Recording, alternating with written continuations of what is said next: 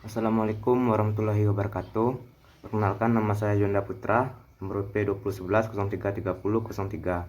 Baik, dalam presentasi kali ini saya akan menjelaskan tentang etika dalam businesspreneur.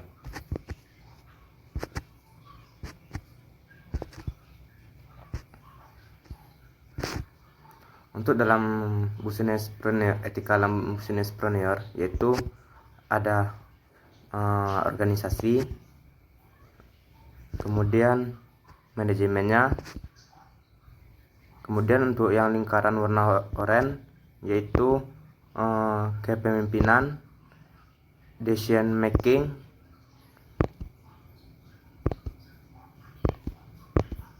kemudian komunikasi, HR atau PR, kemudian untuk lingkaran terakhir yaitu rumus kualitas SDM. Untuk rumus kualitas SDM atau knowledge yaitu 15%, skill 15%, attitude-nya 70%.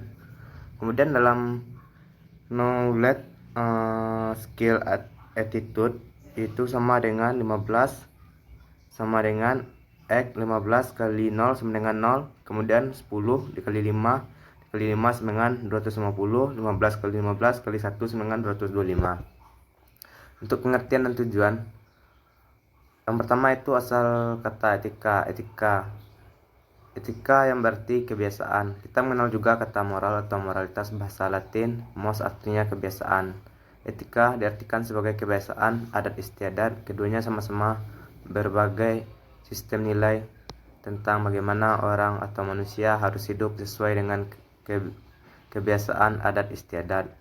Etika ditinjau dari segi filsafat. Etika sebagai ilmu yang menyelidiki mana yang baik dan mana yang buruk sebagai pedoman sikap dan tingkah laku manusia sejauh berkaitan dengan norma-norma. Pengertian akhlak berasal dari bahasa Arab, jamak dari hulukun, artinya budi pekerti, tingkah laku. Etika profesi merupakan kode etik yang dilakukan untuk profesi tertentu dalam satu organisasi.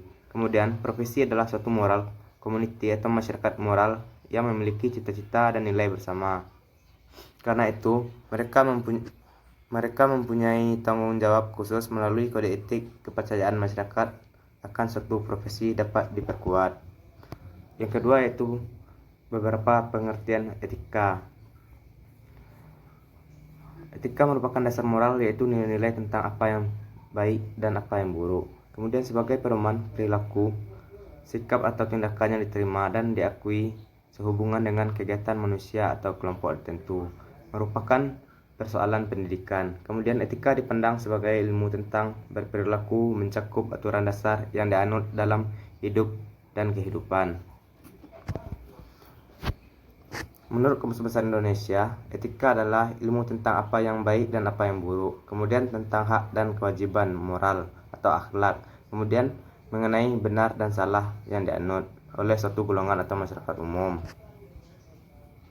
Pada prinsipnya, etika mengacu pada norma moral, kemudian sikap dari kelompok tertentu atau seprofesi, dan yang terakhir itu rambu-rambu prinsip moral yang menyeluruh, terutama rambu-rambu profesi tertentu.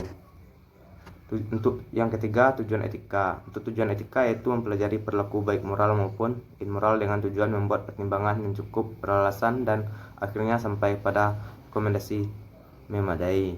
Kemudian menilai praktek manusiawi dengan menggunakan standar moral. Selanjutnya memberikan pandangan tentang bagaimana bertindak secara moral pada situasi tertentu.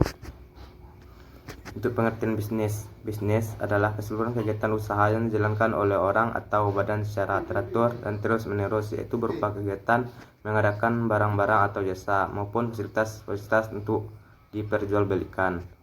Itu menurut Kamus Besar Indonesia, bisnis adalah usaha dagang, usaha komersial dalam dunia perdagangan. Untuk kesimpulannya, bisnis merupakan suatu kegiatan yang rutin dilakukan. Bisnis merupakan aktivitas dalam perdagangan. Bisnis dilakukan dalam rangka memperoleh keuntungan. Dan yang terakhir itu bisnis dilakukan oleh perorangan maupun suatu badan usaha. Etika bisnis adalah yang pertama suatu proses dalam upaya untuk mengetahui hal-hal yang benar dan yang salah. Kemudian mempelajari kualitas moral kebijaksanaan organisasi. Yang ketiga merupakan suatu kebiasaan atau budaya moral yang berkaitan dengan kegiatan bisnis atau perusahaan. Dan yang terakhir, etika untuk berbisnis secara baik dan fair dengan menegakkan hukum dan keadilan secara konsisten. Mengapa bisnis perlu beretika? Karena bisnis tidak hanya bertujuan untuk profit, melainkan perlu mempertimbangkan nilai-nilai manusiawi. Bisnis dilakukan di antara manusia yang satu dengan manusia yang lainnya. Bisnis saat ini dilakukan dalam persaingan yang sangat ketat, maka dalam persaingan bisnis tersebut, orang yang bersaing dengan tetap memperhatikan norma-norma etis pada iklim yang semakin profesional justru akan menang. Untuk kesimpulannya, etika dalam bisnis ternyata diperlukan sebagai kontrol kebijakan demi kepentingan perusahaan itu sendiri. Perkembangan dunia usaha, kemajuan teknologi. Dunia usaha berperan untuk mendorong pertumbuhan ekonomi yang sehat dengan mempertimbangkan pula faktor lingkungan hidup. Kemudian dunia usaha tidak lagi hanya memperhatikan catatan keuangan perusahaan semata, melainkan sudah meliputi aspek keuangan, aspek sosial, dan aspek lingkungan. Lingkungan hidup dan permasalahan sosial yang ditimbulkan semakin tegas juga standar dan hukum yang akan berlaku. Peran etika dalam bisnis. Untuk membangun kultur bisnis yang sehat, idealnya dimulai dari perumusan etika akan digunakan sebagai norma perilaku sebelum aturan atau hukum, sebagai kontrol terhadap individu. Kemudian etika bisnis hanya bisa berperan dalam suatu komunitas moral. Etika bisnis menjamin bergulirnya kegiatan bisnis dalam jangka panjang, tidak berfokus pada keuntungan jangka pendek saja. Etika bisnis akan meningkatkan kepuasan pegawai yang merupakan stakeholders yang penting untuk memperhatikan. Etika bisnis membawa pelaku bisnis untuk masuk ke dalam bisnis internasional. Pengelolaan bisnis secara profesional yaitu ada berdasarkan keahlian dan keterampilan khusus, mempunyai komitmen moral yang tinggi, menjalankan usaha berdasarkan profesi dan keahlian. Kemudian untuk prinsip-prinsip dalam etika bisnis, yaitu prinsip otonomi, prinsip kejujuran, prinsip keadilan, prinsip saling menguntungkan, dan yang terakhir yaitu prinsip integritas moral. Dalam pengelolaan usaha yang baik dikenal prinsip good corporate governance dengan memperhatikan prinsip-prinsip bisnis, prinsip fairness, prinsip transparansi, prinsip accountability, prinsip responsibility, dan pengertian corporate governance. Menurut Forum for Corporate Governance, pengertian perusahaan FCGI seperangkat peraturan yang mengatur hubungan antar pemegang, pengurus atau pengelola perusahaan, pihak kreditur, pemerintah, karyawan, serta para pemegang. Kemudian menurut Organisasi for Economic, struktur yang oleh pemegang saham, komisaris, dan manajer menyusun tujuan-tujuan perusahaan sarang untuk mencapai tujuan-tujuan tersebut dan mengawasi kinerja sebagai suatu sistem proses seperangkat peraturan yang mengatur hubungan antara berbagai pihak yang berkepentingan.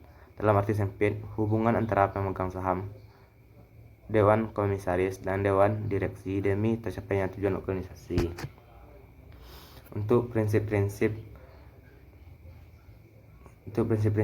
GCG atau OECD, yang pertama yaitu transparansi, yaitu keterbukaan dalam melaksanakan proses. Kemudian kemandirian, yaitu keadaan di mana perusahaan dikelola secara profesional. Kemudian itu akuntabilitas, yaitu kejelasan fungsi, pelaksanaan, dan pertanggungjawaban organisasi. Yang keempat yaitu pertanggungjawaban, yaitu kesesuaian di dalam pengelolaan terhadap peraturan undang-undang yang berlaku. Dan yang terakhir itu kewajaran, yaitu keadilan dan kesetaraan di dalam memenuhi hak-hak stakeholder yang timbul berdasarkan perjanjian dan peraturan perundang-undangan yang berlaku.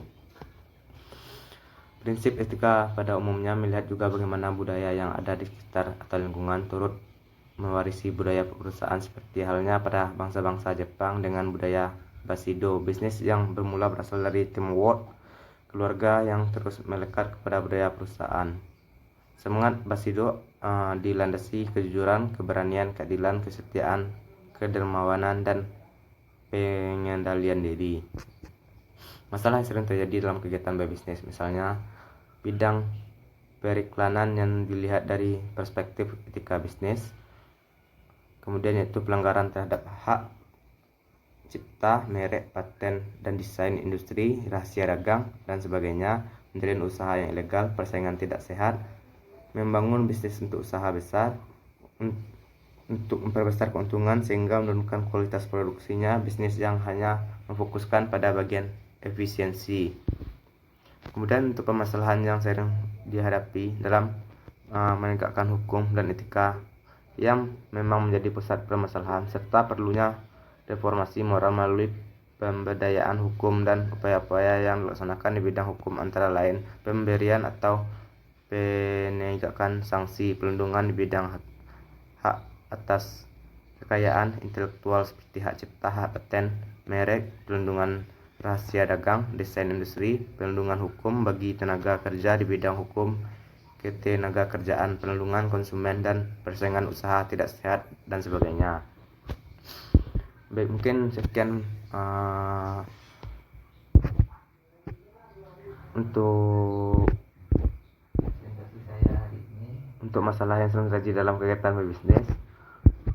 Kemudian untuk iklan, pengertian iklan menurut Dewan Perwakilan Indonesia dalam Etika Perwira Indonesia, tata krama dan tata cara periklanan Indonesia. Iklan adalah pesan komunikasi pemasaran atau komunikasi publik tentang sesuatu produk yang disampaikan melalui sesuatu media, dibiayai oleh pemrakarsa yang dikenal serta ditunjukkan kepada sebagian atau seluruh masyarakat. Fungsi iklan menurut Sonny Keraf adalah sebagai pemberi informasi. Iklan berfungsi untuk memberikan gambaran seluruh kenyataan yang sering terinci mungkin tentang suatu produk. Sasaran iklan adalah konsumen dapat mengetahui kegunaannya.